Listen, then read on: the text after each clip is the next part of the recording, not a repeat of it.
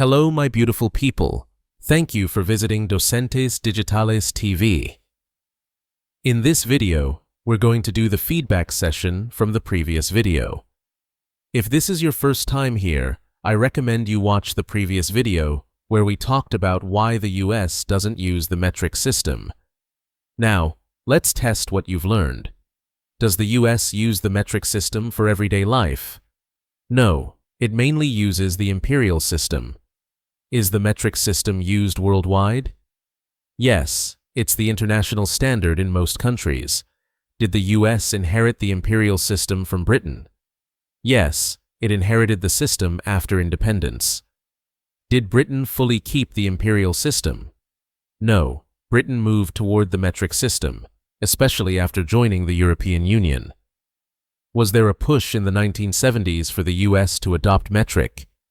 Yes, but it was not mandatory, so it didn't take hold widely. Are costs one reason the US didn't switch?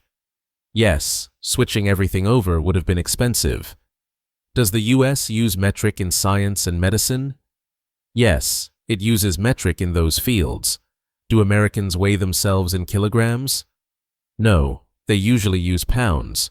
Do Americans measure road distances in kilometers? No, they measure in miles. Is the metric system completely absent in the US? No, it is used in some industries, like beverages and science. Remember to watch this video several times to strengthen your understanding, and make sure to subscribe so you don't miss the next exciting videos in this amazing series about learning English and American culture. See you in the next adventure.